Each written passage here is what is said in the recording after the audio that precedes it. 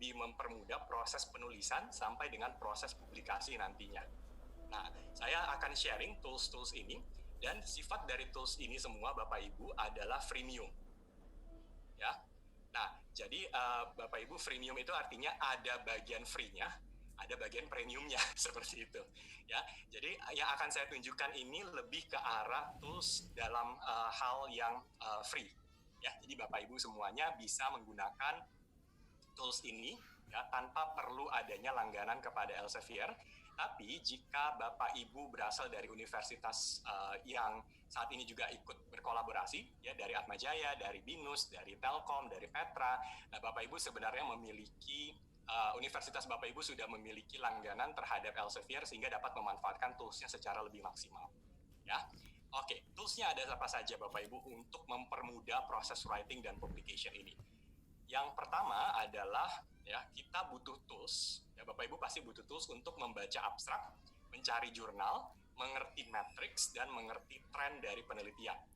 Nah, tools tersebut adalah Scopus. Nah, saya kurang tahu apakah Bapak Ibu sering mengunjungi scopus.com.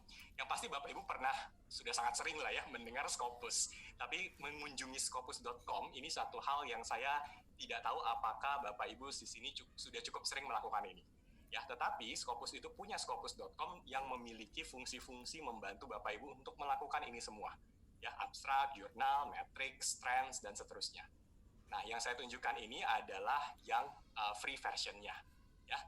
Nah, kalau kita lihat di sini, sedikit saja memperkenalkan ya bahwa Scopus itu, di sini tadi saya lihat ada beberapa pertanyaan, Elsevier, Scopus, ya pernah dengar mungkin juga Science Direct, itu semuanya apa gitu ya? Oke, gampangnya gini Bapak Ibu, Elsevier itu adalah perusahaannya, di mana di bawah Elsevier ini ada banyak sekali produk-produk dan solusi-solusi untuk kegiatan penelitian. Nah, salah satunya adalah Scopus. Scopus itu adalah, kalau kita baca di sini ya, Source Neutral Abstract and Citation Database. Jadi kalau kita sering dengar Scopus, ya publikasi di jurnal Scopus. Nah, Scopus itu bukan nama jurnal Bapak Ibu, tapi Scopus itu adalah nama database. Ya, nama database yang memang merupakan database yang paling dipercaya sebagai otoritas ya untuk penelitian-penelitian yang ada di seluruh dunia. Nah, kalau kita bisa lihat di sini, di Scopus itu terdapat lebih dari 5.000 publishers, termasuk Elsevier salah satunya, dan publisher-publisher lainnya lagi. Ya, dengan data-data yang bisa Bapak Ibu lihat di sini. Ya, jadi sekali lagi Bapak Ibu, jika misalkan diminta oleh misalnya profesornya atau Bapak Ibu di sini yang lagi S3 diminta untuk publikasi di Scopus. Nah, sebenarnya lebih tepatnya adalah jika dikatakan publikasinya di jurnal terindeks Scopus. Nah, jadi karena Scopus ini adalah sifatnya indexing atau database gitu ya untuk jurnal-jurnal. Nah, siapa saja yang menggunakan Scopus ini? Scopus ini biasanya kita bisa lihat sebagai satu database yang digunakan oleh badan pemeringkatan universitas di dunia seperti Times Higher Education, US World University Ranking yang baru saja rilis ya untuk tahun ini, dan banyak sekali universitas di Indonesia yang masuk gitu ya ke dalam QS ini. Nah, ini mereka mendapatkan datanya juga dari Scopus seperti itu. Nah, sekarang kalau kita ke scopus.com, jadi Bapak Ibu sekarang yang lagi di depan laptop mungkin bisa coba untuk membuka, ya sembari membuka scopus.com. Nah, tampilannya agak sedikit berbeda dengan apa yang Bapak Ibu lihat di layar, ya. Nah, karena sekali lagi sifatnya freemium, jadi ada bagian free-nya dan bagian premiumnya. Nah, yang di sini yang saya berikan bintang, ya ini adalah memang untuk yang premium atau yang memang berlangganan. Nah, tetapi Bapak Ibu bisa melakukan akses ke sini. Ya, search journals di sini, ya di bagian sources ini. Silakan nanti coba diklik bagian sources-nya. Nah, lalu apa yang bisa kita lakukan di sini? Kalau Bapak Ibu klik bagian source, Bapak Ibu di sini bisa melihat jurnal-jurnal ya yang ada di yang terindeks di Scopus, ya baik dari Q1 sampai Q4. Nah, apa yang kita bisa lakukan di sini, Bapak Ibu bisa memilih jurnalnya berdasarkan subject area, title, publisher, ISSN. Lalu saya ambil contoh di sini menggunakan subject area, nanti tinggal dipilih Bapak Ibu penelitiannya di mana. Ya, kalau penelitiannya di food science ya silahkan diklik food science. Ya, kalau di business management ya silahkan nanti dipilih business management seperti itu. Nah, kemudian di sebelah kiri ini adalah kuartilnya Q1 sampai Q4 Bapak Ibu. Ya. Nah, kuartilnya di sini nanti tinggal dipilih. Kalau first quartile ini ya berarti Q1 gitu ya. Lalu second ini Q2 dan seterusnya. Nah, saya berikan contoh di sini, subjek karyanya adalah General Business Management Accounting. Kemudian ini first quartile, dan ini bentuknya jurnal. Maka kita akan menampilkan ternyata ada 325 jurnal ya, yang merupakan kategori General Business Management Accounting. Ya. Nah, nanti di sini, dan ini Q1. Ya. Dan nanti silakan Bapak Ibu bisa melihat-lihat jurnal ini. Nah, ini pun bisa diklik. Ya, itu bisa diklik. Saya ambil salah satu contohnya, misalnya yang ini. Ya, ini saya klik, lalu nanti hasilnya jadi begini Bapak Ibu. Akan terbuka jurnalnya, begitu jurnalnya terbuka, kita akan bisa melihat lebih banyak lagi informasi tentang jurnal ini. Nah, informasinya ada apa saja, yang paling penting, ya, yang biasanya selalu kita lihat adalah ini, ya, matriks ini, dan nanti kita akan main-main dengan matriks ini, kemudian ya ini juga matriks. Ya. Nah, ini apa sih Bapak Ibu ya kalau sering lihat site score, SGR, SNP gitu. Ini apa? Ini adalah kualitas dari jurnal ini. Ya, tentunya kita tidak ingin publikasi di jurnal predator, sehingga penting sekali untuk kita paham apa arti dari matriks-matriks ini, ya, sehingga kita bisa tidak terjebak gitu ya ke jurnal-jurnal yang sifatnya predator. Ya, nah kita lihat sekarang ya 3 yang tadi ada site score, SNP dan SGR. Nah ini apa sih? Ini adalah bagaimana penilaian dari sebuah penilaian dari kualitas jurnal. Gampangnya begitu, ya. Nah, site score, SNP dan SGR ini dibuat oleh perusahaan atau institusi yang berbeda-beda. Ya, site score ini yang buat adalah Elsevier, SNP yang buat adalah University Leiden. Kemudian, nah SGR ini yang biasanya kita sering kalau buka Skimago JR. Nah, ini adalah yang rumusan yang dibuat oleh Skimagoland. Ya, nah 3 ini akan punya formula yang berbeda-beda. Dan formula ini nanti menentukan Q-nya. Jadi kalau kita sering lihat ya, Q1 itu datangnya dari mana sih gitu ya hitungannya. Q4 itu berdasarkan apa perhitungannya. Nah, itu semua adalah berdasarkan formula-formula yang dibuat oleh antara apakah menggunakan site score, SNP atau SGR. Sekarang bedanya apa? Kalau site score begini, Bapak Ibu. Site score itu hitungannya ini agak-agak kompleks ya di Jumat sore hari gitu ya, kita belajar hitung-hitungan. Oke. Nah, kalau site score itu hitungannya akan melihat 2 hal ya, A dan B ini. A ini adalah citasi, jumlah citasi, B ini adalah jumlah dokumen. Ya. Nah, akan dilihat jumlah citasi 4 tahun ke belakang dibagi dengan jumlah dokumen 4 tahun ke belakang. Ya. Nah, sehingga kita bisa melihat A dibagi B. Nah, ini akan menghasilkan nilai site score tertentu. Oke. Nanti nilai site score, misalnya site score 2019 di subjek business management. Nah, itu akan di ranking. Ranking ini dia akan menjadikan Q1, 2, 3, 4. Seperti itu. Nah, berikutnya ini adalah SNP. Nah, SNP ini agak ribet gitu ya jelasinnya Bapak Ibu, tapi semoga mudah semoga penjelasan saya bisa mudah dipahami. SNP ini hitungannya begini. Ya, SNP ini akan melihat sebuah jurnal. Ya, satu jurnal, satu edisi gitu ya. Nah, setiap jurnal ini kan pasti ada papernya. Misalnya ada 10 paper atau ada 3, nggak mungkin 3 ya, mungkin 8 paper atau 15 paper gitu ya. Nah, paper-paper ini akan ditambah semuanya ya, citasinya. Ya, jadi citasinya semuanya akan dijumlah jadi 1. Nah, ini adalah hasil citasi dari jurnal ini. Nah, istilah yang dipakai oleh SNP ini adalah Raw Impact per Paper atau RIP. Nah, nanti kalau sudah, ini akan dibagi dengan ini, Citation Potential in its subject field. Artinya apa? Setiap subjek itu memiliki potensi citasi yang berbeda-beda. Jadi kita tidak bisa menyamakan misalnya subjek areanya bisnis dengan subjek areanya misalkan kimia. Nah, potensi citasinya akan berbeda antara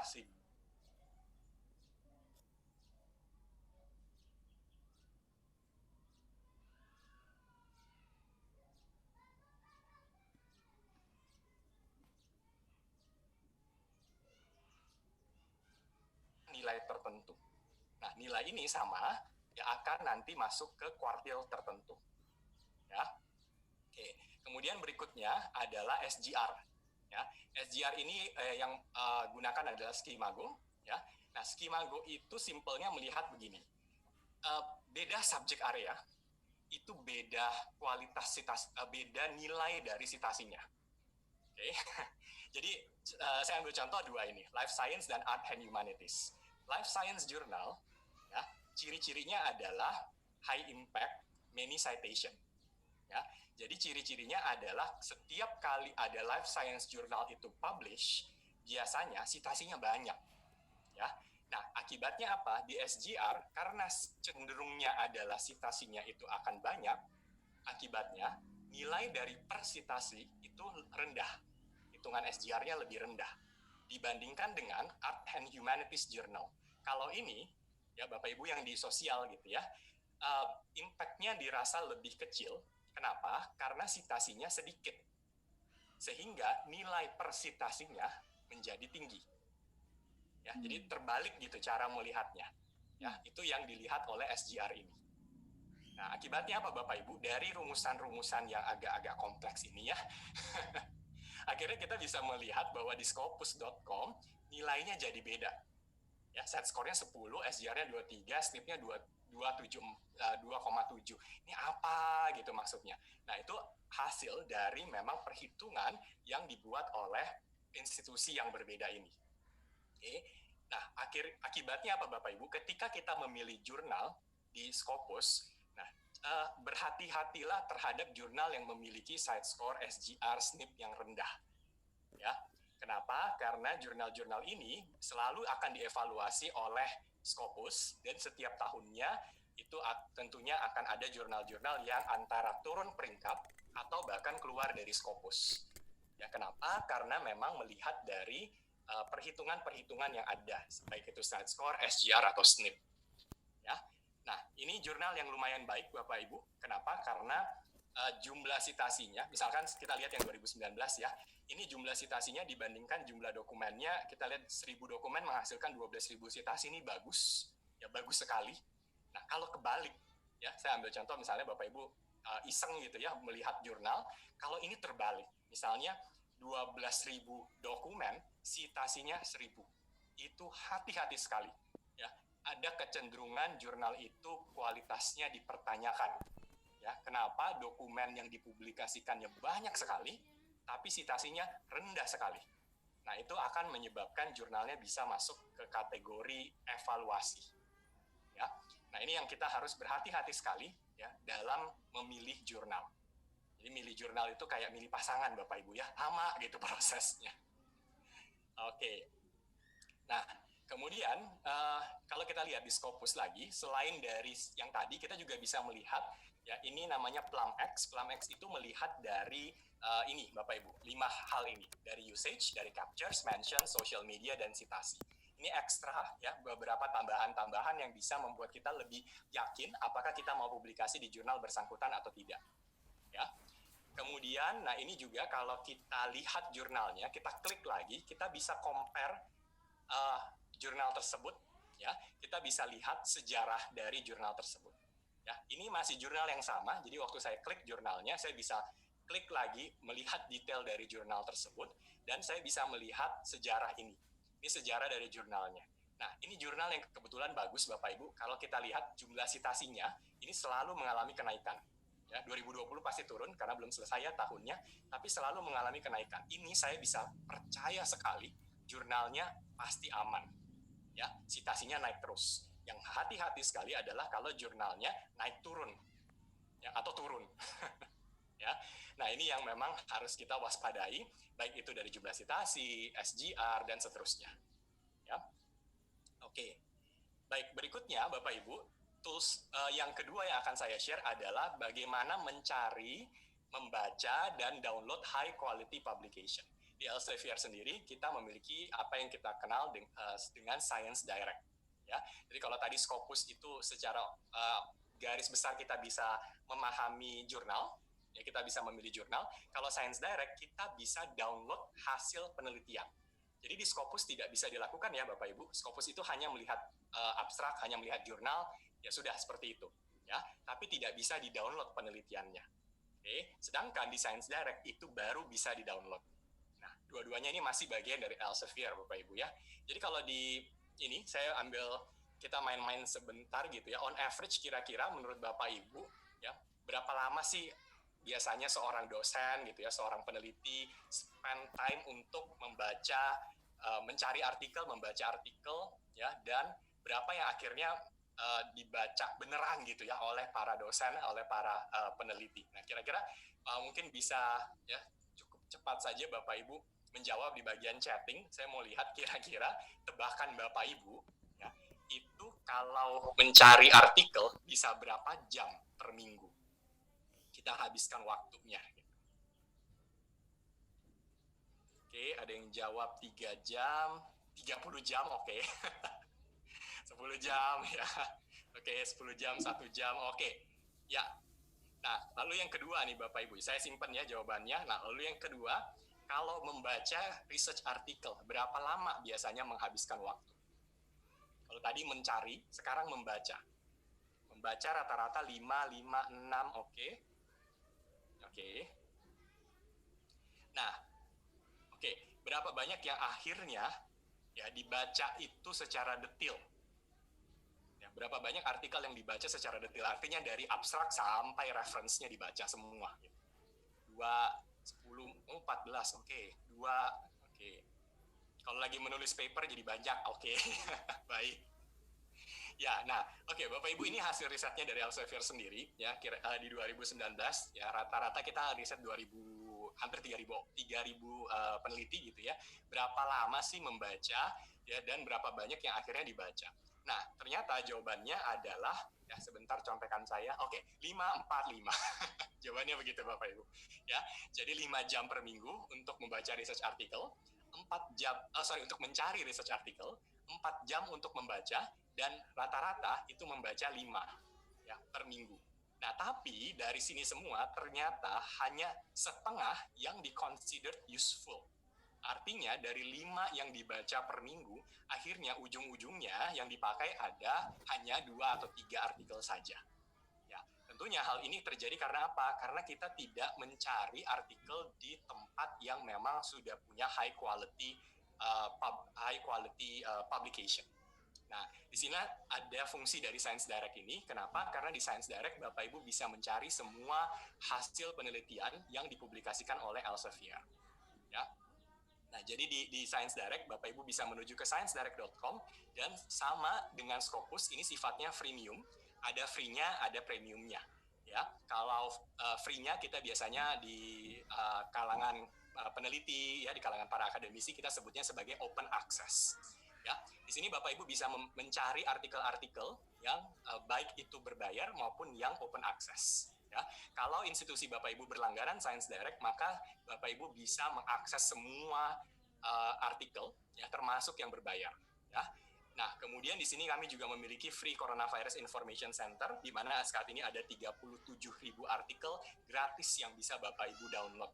Ya, jadi kalau Bapak Ibu di sini ada peneliti di bidang medis, ya, itu silahkan bisa mengakses ini, dan semuanya gratis, ya, tanpa perlu biaya berlangganan sama sekali.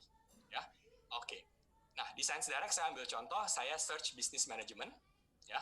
Kemudian saya ambil tahun 2020. Nah, di sini akan muncul semua hasil-hasil penelitian yang bisa saya download, ya. Atau kalau Bapak Ibu memang tidak berlangganan, maka di bawah sini sebenarnya, sorry ini tidak terlihat ya, tapi ada pilihan open access. Itu silakan diklik dan Bapak Ibu bisa tetap download artikel-artikel yang sifatnya open access. Oke. Nah, ini saya ambil contoh satu ya, ini artikel yang dipublikasikan oleh rekan-rekan kita dari Universitas Airlangga ya, dan ini dipublikasikan oleh Elsevier juga, Earning Management, Business Strategy and Bankruptcy Risk Evidence from Indonesia. Ya, apa yang bisa kita lihat di sini adalah saya bisa navigate dengan cepat di sebelah kiri, saya bisa download PDF, ya, saya bisa baca artikelnya, saya bisa lihat recommended articles yang berhubungan erat dengan penelitian ini, dan saya juga bisa melihat matriks dari artikel ini. Jadi berapa banyak yang sudah citasi, ya, berapa banyak yang sudah baca, itu semuanya bisa saya lihat di Science Direct. Ini sebenarnya baik, kenapa? Kita bisa tahu apakah tepat untuk kita menggunakan penelitian ini sebagai salah satu referensi kita. Tentunya kita menginginkan penelitian yang baik adalah penelitian yang referensinya pun kita pertimbangkan.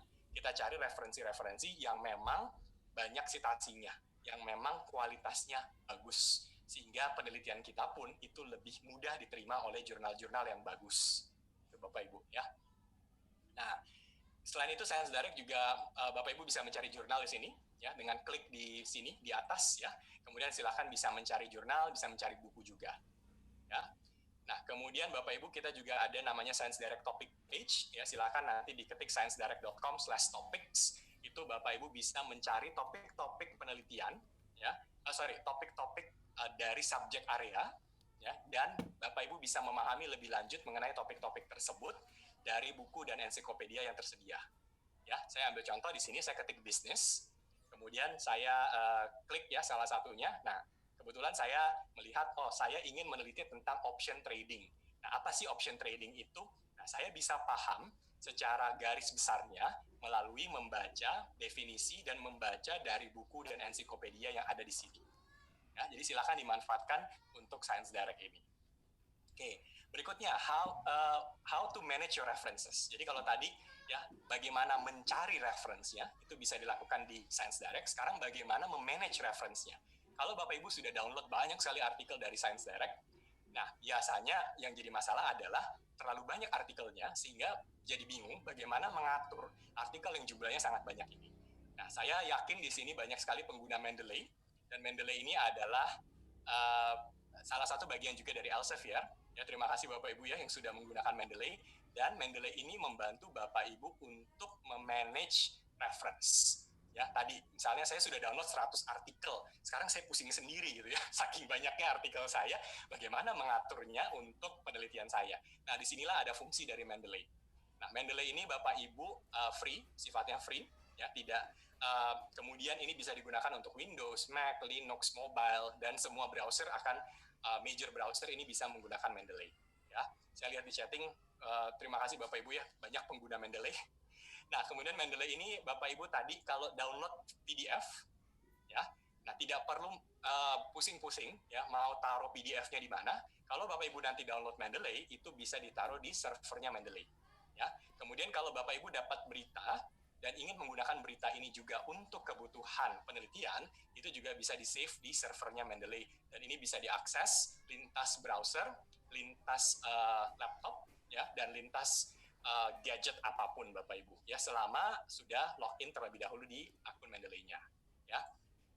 Nah, kemudian gampang sekali ya kalau Bapak Ibu di sini belum pengguna Mendeley, maka silakan ke mendeley.com, kemudian bisa membuat free account, ya. Dan di free account-nya Bapak Ibu silakan, ini boleh pakai email institusi atau boleh pakai email pribadi, tidak masalah.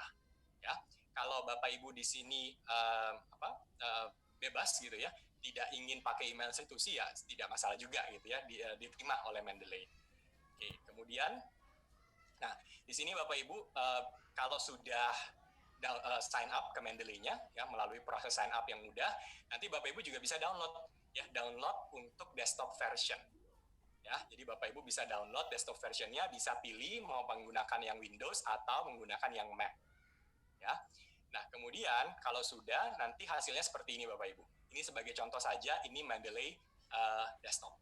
Ya, yang pasti sih saya tidak akan menjelaskan sangat spesifik ya tentang Mendeley fungsinya apa satu persatu, itu sudah banyak sekali ada di YouTube Bapak Ibu ya. Silakan mencari bagaimana penggunaan Mendeley, dan Indonesia juga banyak sekali Mendeley Advisor. Terima kasih rekan-rekan yang mungkin saat ini juga bergabung ya, yang sudah sangat luar biasa dengan acara-acara Mendeley di Indonesia. Jadi silakan Bapak Ibu nanti bisa belajar lebih lanjut tentang memanage referensi menggunakan Mendeley. Oke, yang terakhir Bapak Ibu. Nah, ini yang juga mungkin banyak sekali tadi di Q&A, bagaimana mencari jurnal yang tepat untuk publikasi. Kalau tadi di Scopus kita bisa cari, tapi memang sifatnya manual. Ya, kita cari satu-satu, kita lihat ini cocok atau tidak, ini SNP-nya bagus atau tidak, SGR-nya bagaimana, ya, dan seterusnya. Itu kita lakukan memang secara manual, dan hal itu memang kita sangat-sangat anjurkan. Ya. Nah, sekarang kita juga memiliki Journal Finder, dan ini sifatnya 100% free. Ya, Bapak Ibu bisa menggunakan Elsevier Journal Finder untuk mencari jurnal yang tepat, dan ini sifatnya otomatis. Caranya bagaimana? Bapak Ibu membuka yang namanya journalfinder.elsevier.com. Ya, di journalfinder.elsevier.com Bapak Ibu akan melihat halaman ini. ya, tidak perlu sign up, tidak perlu melakukan login, ya, semuanya ini diakses secara gratis. Nah, Bapak Ibu di sini syaratnya papernya sudah harus jadi, lalu silakan masukkan sesuai dengan permintaan yang ada, ya. Nah, sebagai contoh, di sini saya ambil artikel yang sudah dipublikasikan, ya. Jadi saya masukkan judulnya, saya masukkan abstrak saya masukkan keyword yang berhubungan dengan penelitian saya, dan saya memilih field of research saya, ya, atau area penelitian saya. Ya, saya kalau di sini kita lihat circular economy ini, ya, berhubungan dengan business management, economics, dan juga environmental science, ya. Nah, kalau sudah, nanti di bawah sini ada search, ya, tinggal klik saja search-nya. Yang akan jadi adalah Bapak Ibu akan melihat hasil seperti ini. Hasilnya akan menunjukkan bahwa, ya, ada 50 jurnal yang sesuai dengan aim dan scope dari abstrak dan keyword yang Bapak Ibu sudah masukkan ke dalam Elsevier Journal Finder, ya. Nah, lalu di sini kita bisa main-main juga, refine your search, kita bisa sort the result, kita bisa lihat detailnya, dan kita bisa melihat semua matrix-matrix yang menarik ini, ya, termasuk size score-nya, impact factor-nya, acceptance rate-nya, time to first decision-nya, dan time to publication. Time to first decision ini apa? Berapa lama Bapak Ibu perlu menunggu? Ya, kalau hari ini Bapak Ibu masukkan penelitiannya ke jurnal Cleaner Production, berapa lama Bapak Ibu perlu menunggu sampai mendapatkan kepastian apakah penelitian ini diterima atau ditolak? Ya, itu time to first decision. Sedangkan time to publication adalah berapa lama kira-kira, ya, Bapak Ibu perlu menunggu dari penerimaan sampai publikasi. Ya, nah tapi sekali lagi waktu yang di sini adalah perkiraan, semoga tidak meleset jauh, ya. Tergantung memang dari berapa banyak yang sedang submit ke jurnal tersebut, ya. Tapi yang pasti kalau kita lihat di sini, waktunya sangat jarang Bapak Ibu bisa dapatkan yang 1 minggu atau 2 minggu, gitu ya. Itu sangat-sangat jarang, ya. Rata-rata memang di atas 1 bulan waktunya, ya. Bahkan ada yang mungkin bisa sampai 16-20 minggu juga ada, ya. Nah, jadi silakan Bapak Ibu nanti bisa bermain-main dengan penelitian yang sudah ada, tinggal dimasukkan ke Elsevier Journal Finder-nya. Ya, nah itulah 4 tools tadi, ya Bapak Ibu, yang sudah saya share. Ya, kita Scopus Science Direct, ya, ini dua sifatnya adalah freemium, ya. Jadi ada yang free-nya dan ada yang memang premiumnya. Untuk rekan-rekan dari BINUS, dari TELU, dari ATMA, dari Tetra, ya pastinya sudah cukup familiar lah dengan dua ini. Nah, sedangkan yang Mendeley dan Journal Finder ini sifatnya free, ya. Jadi silakan Bapak Ibu, ini adalah tools yang disediakan untuk membantu proses writing publication Bapak Ibu semuanya, ya, sehingga lebih cepat, ya, lebih cepat prosesnya, lebih mudah dilakukan. Bapak Ibu tidak perlu stres, ya, tidak perlu bingung bagaimana mencari alat-alat yang bisa membantu proses writing publication yang tadi sudah di-sharingkan oleh Nicholas. Oke, nah itu dari saya Bapak Ibu, ya. Terima kasih. Nah, Nick, I think we are moving to the end of the session. I think we will have some question and answer again. Yeah, Thank you. Yeah. Okay. In total, right now we have like 180 something questions. So the question here, Johan, I have for you is that are we going to answer all 100 questions?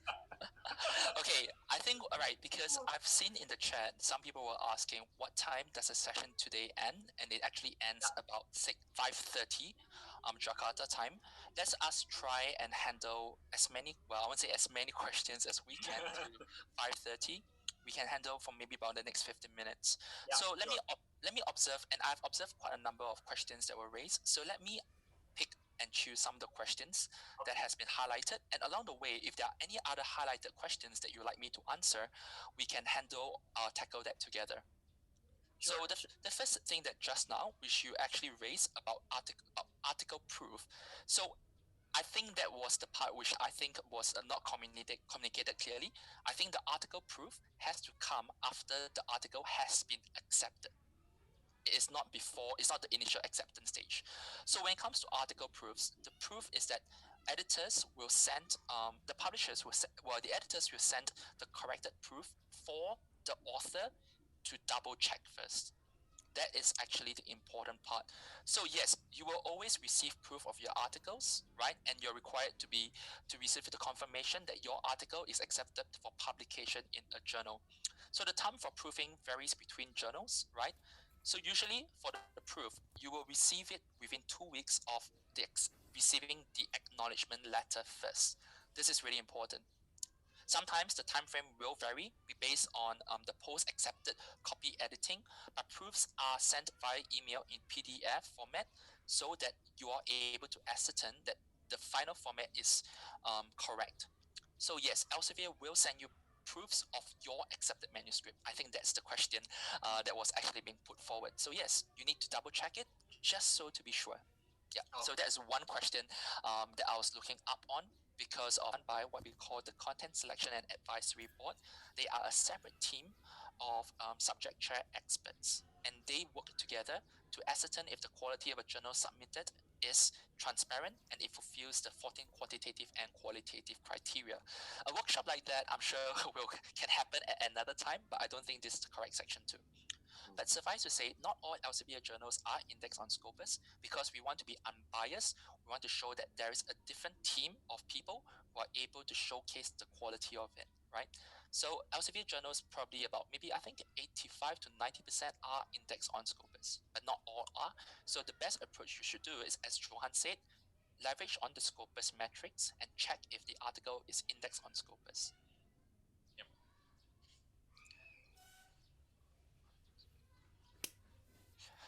So, okay, how do publishers guarantee that reviewers do not reject the article submitted because the result of the research goes against the research of the reviewers? So once again, this is an ethical question, right? And you need to have very important proof.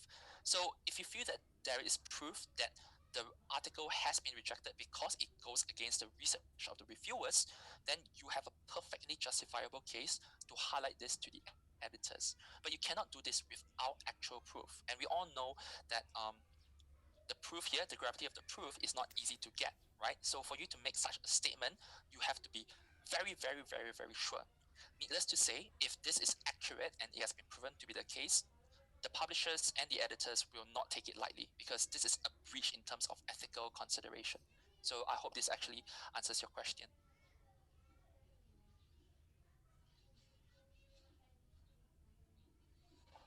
Okay, Nick. I think I have one question over here. Yeah. Is there any difference in quality if I publish an open access journal and compared to subscription-based journal? Do you ask me that? No, this question is actually a very good question. So I agree that open access is getting increasing traction at the end of the day. So my answer to you, and I think this is very important, before you choose publication for an article in an open access journal, you need to ask yourself what. And people always say this, right? Because people always say, why do I have to pay to have my article published? If you want to pay to have your article published, i.e., go open access, it means that you want to pay for your article to be read for free by other people. So this is kind of like a different approach. The other approach you can do is to submit your article without paying for it to be published in what Johan said, a subscription journal. So these are two different publishing strategies. So now the question boils down to, and which is really the meat of the contention, as a result of my article being free to read, does it necessarily mean that I am getting more citations? And I would say that data analysis actually shown that it's very subjective to say this, because first and foremost, it depends on which journal that you are publishing to. I've seen across in many questions in the chat, there's concerns about predatory publishing, and this is rightfully so, right? So it also ties in as well. You need to ask yourself, if I'm paying money for my journal to be published in a Go Open Access journal, does it necessarily get me more citations? Not always. You need to do your homework, right? And I would say that as researchers yourself, you are very aware that when you are reading a research article, first and most of the time, you read articles that comes from a certain select group of journals, right, that you are familiar with. So you will always have your own community in a topic area. Say carbon. You're interested in carbon dioxide emissions, right? There's always be a very specific journal that you refer to. And this is where people will be getting most of their references from. So the long story short is that I can't say at a glance and summarize. No, Go Open Access gives you more citations. I cannot say that, and I will not say that. I would say it depends on your field of study. What is the field of research that you're looking at? That is the first step. The second step boils down to, philosophically speaking, do you want to pay to have your research available for free? Do you have a grant that provides you with the funding to have your research to be published for free? So there are many different layers with regards to this question. I would love to give you a template answer, but unfortunately I cannot. So hopefully the person who asked this question will be able to understand where I'm coming from. But at the same time, you also need to you'll be able to take all these step-by-step approaches in understanding and ascertaining which journal to publish in. Yep. Because I think that for some, especially for early career researchers, for young researchers, they might not really be familiar yet with open access and subscription based. So there are some questions over here that ask, why I have to pay a certain amount of money to get my work published? But actually, there are two types of way to publish. So it's either open access, which means that you do have to pay a certain amount of money. But at the same time, you also have subscription base, meaning that you can actually publish for free. And in Elsevier Journal Finder, you can find journals with either open access or subscription base. So yeah. So actually adding on to that point, and thanks for bringing that out actually, because what Elsevier also does is that it supports both Go Open Access as well as the more traditional routes of publishing. So this is actually things that Elsevier wants to support better on. So we are not condoning open access. We're not condoning subscription journals. At the end of the day, we want to support researchers, right? So if you have different approaches in methodology, we still want to support you, which is why we have a large increasing number of Go Open Access journals as well as subscription journals. It really depends on what your approach is as a researcher. Yeah. And please be reminded that in Science Direct, you can download open access. Yep. Okay. Let's see another questions. I think Nicholas, So Sonam is a mother, and it's great because now she has to actually juggle the whole thing. She came back early from maternity to actually support the team better as well. So don't be worried. Kabir is super adorable. For those of you who are parenting, you'll absolutely find that he's a gem. thank you, Nicholas. I think there are a lot of questions on a cover letter.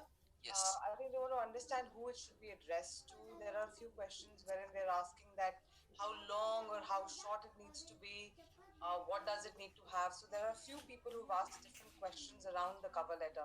So if you could just in a brief, just give them a little understanding of how it can be. I know you did cover it, but maybe Nice pun. Sorry.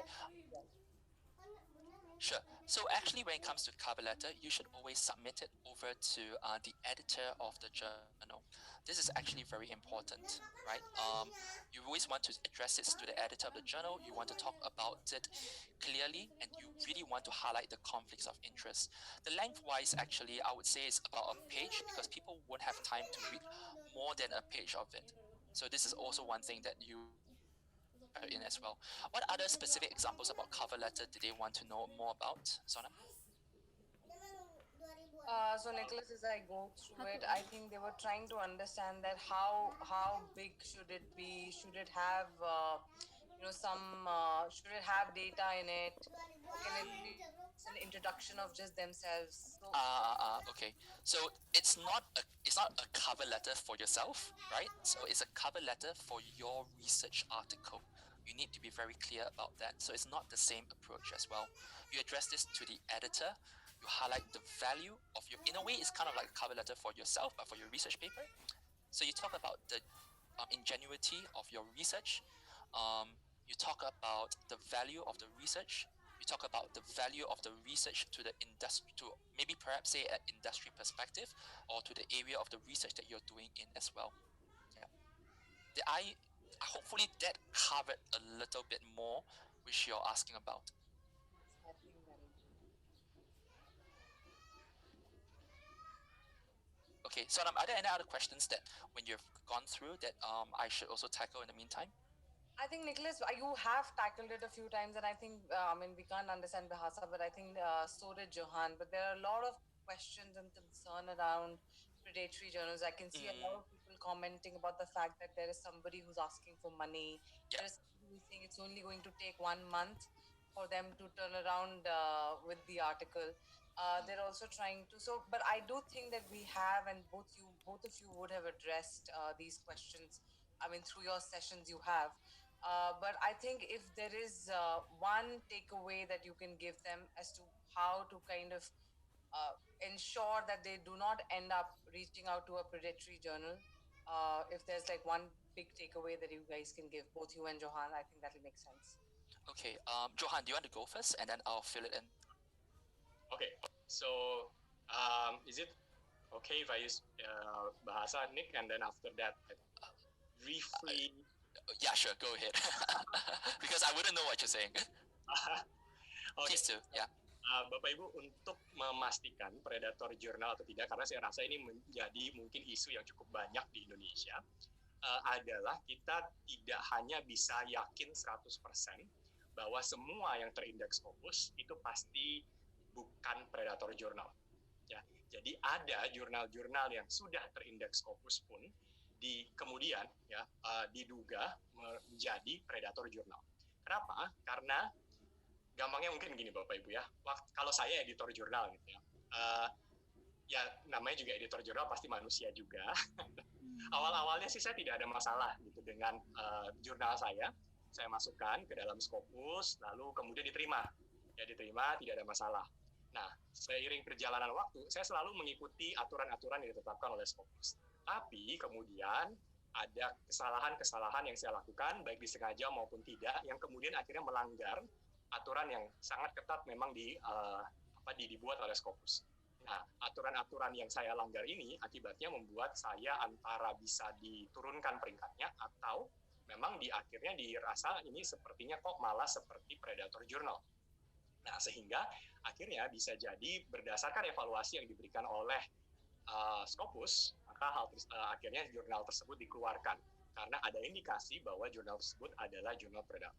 So Nick, what I'm saying is that there's a possibility that even if you are already indexed in Scopus index journals, you could be evaluated based on your performance, yeah?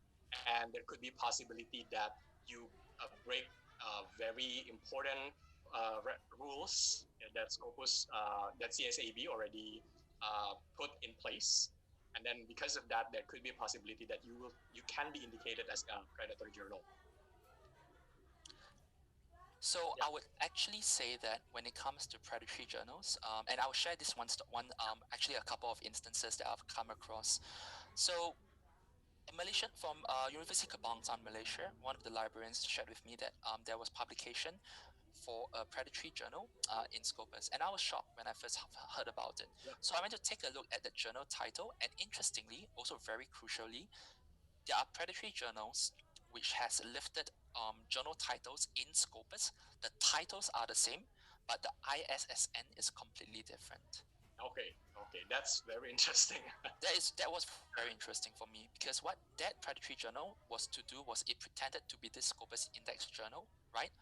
By title alone, but the ISSN is completely different. So what my advice for you is, please check the ISSN for all journals when you're looking at it, right? So you need to evaluate it. If you feel that the fee they're asking for you, and more crucially, one of the things that someone asked, if they publish it in 1 month, is it too suspicious? I would say, I can't say for certain, and as it is with all this kind of analysis, you always want to be safe. You always want to use multiple evidence to prove it, right? And that's something which Elsevier really does. You can see in Johan's presentation, when it comes to Scopus, we use a whole metric of tools, one instance. The other thing you can say is, if it's too good to be true, it's probably not true. Like a publication to be published in a month, and also, of course, it depends on the area of research that you're looking in as well, right? If they ask you to pay an exorbitant amount of money, they want you to publish it in a month. The editors of the journal, you don't know who they are, right? Or you don't know if they are really real people. Then I think you might have a case to investigate further, right? I can understand how this is a case, because this is one of the things I've always been asked about during workshops when it comes to predatory publishing. It is unacceptable, it's highly unethical, and unfortunately, there are people who always be preying on people. So the best thing we can do is to take a very rigorous approach in checking the identity of the journal that you want to publish in. And I would say the onus falls onto the researchers as well, right? Because at the end of the day, this is your work, it's your career, you're putting so much time and effort into it. Please spend maybe a bit more time to investigate if the journal is authentic or otherwise, so that people cannot take advantage of you. Yeah. And at the same time, reach out to the editors, reach out to check the ISSN, use Scopus as a database to cross-check and verify, right? And also one more thing, if you find that most of these journals, sometimes they seem to be in Q4 journals, right? Then you may want to also evaluate, do you actually want to publish in a Q4 journal, right? Or the fourth quartile journal, So there are many different approaches that you can do to evade all these potential pitfalls. Yeah. So I'm not saying that you cannot publish in a quartile journal, quartile 4 journal, but it really depends on why the journal maybe seem to be in quartile 4, right? If it's consistently underperforming, etc., as well. So yeah, just that's on a separate tangent, which is not similar to predatory journal. Yeah. I hope that answers the question a bit. Publishing is like finding a husband or a wife. It's a very long process. You gotta ask Sonam. I think she did it better than all of us. Yeah, it's a very long process, and we have to just make sure that we check with the metrics, we check through Scopus.com, we check with the history of the journal itself. We do quantitative and qualitative analysis, so just to make sure that the journal is really a good one, and we definitely want to publish only in good journals. That's for sure. Yep. I think you got it spot on. Yeah. Yep. I think last question, gentlemen, to both of you. This is another theme which I've seen across, and I know for a fact that in Indonesia there's a lot of publishing that happens after seminars and conferences. So there are a few questions around it. So one of the basic questions is that is this something which can get published in a index journal, in a Scopus index journal? Number one. Another question which is there is that so we usually get offered to publish our article after a seminar or conference. Is this a safe thing to do? Can I do it? What is the process of doing this? Number three is that is an article which I have submitted to a conference journal, can I also put that in another generic journal as an article published by me, or is that submitting twice? So three themes that I can see. Johan, do you want to go first, or should I? Maybe you're the right person to answer this one, Nick. Okay. So after conference, usually there are some conferences that then promise people that after this you will get published.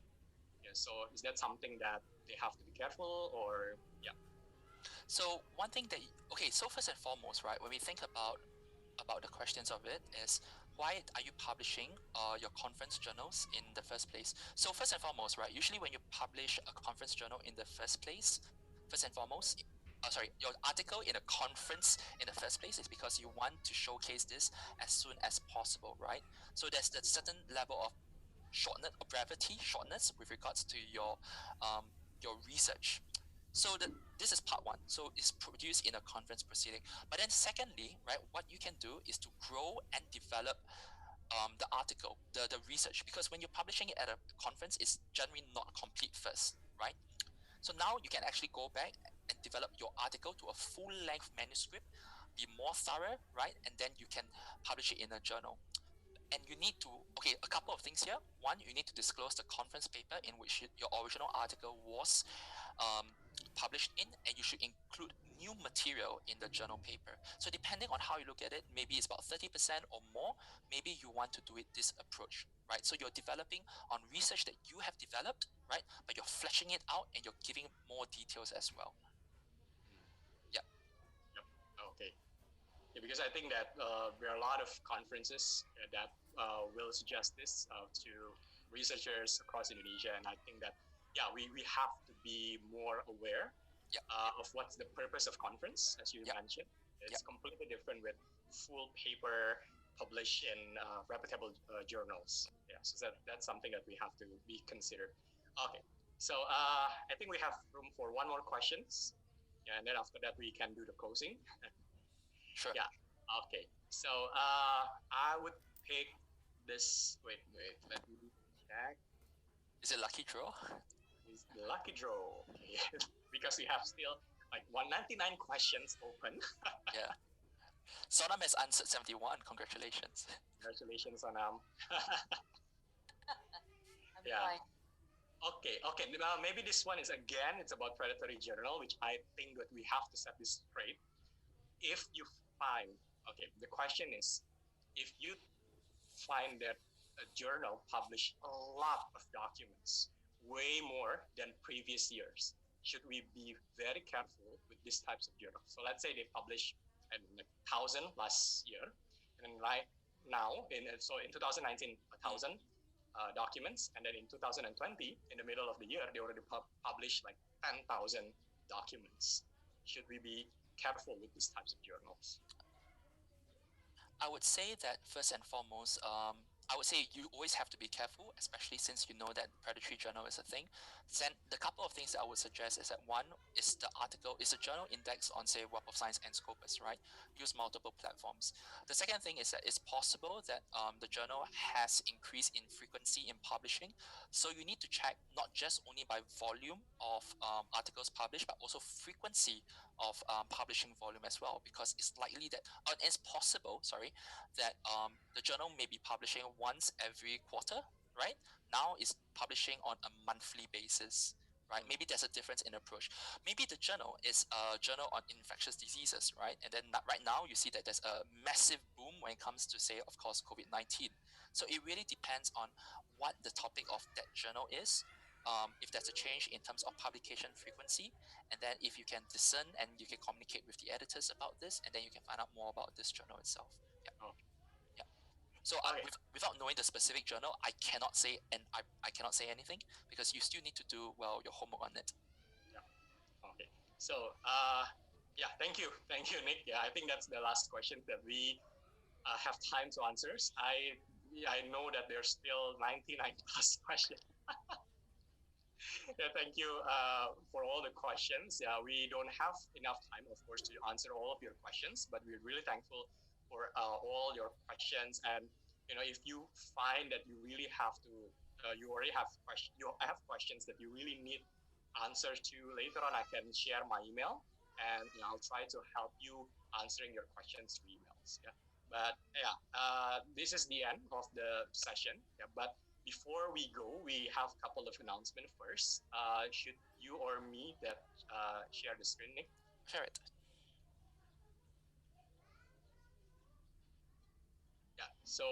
Ya, Bapak Ibu, kita punya beberapa pengumuman terlebih dahulu sebelum kita menyudahi acara kita. Yang pasti terima kasih sekali ya sudah bergabung selama 3 jam bersama kami.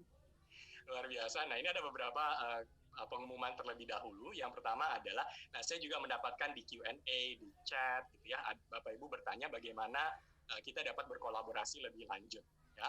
Nah, tentunya kami sangat terbuka untuk kolaborasi ini, ya, dengan mengadakan berbagai macam engagement ke depan.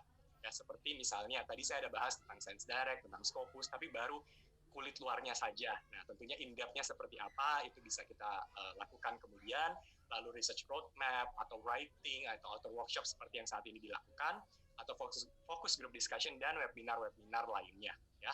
Nah, kita bisa melakukan ini baik untuk level fakultas, jadi kalau Bapak Ibu di sini ada dari fakultas, silakan, atau bisa juga untuk para mahasiswa, ya, jadi para mahasiswa di sini, biasanya kalau acara-acara seperti ini banyak mahasiswa S2, F3, nah itu silakan juga bisa menghubungi saya, atau bisa juga dilakukan cross faculties atau cross university seperti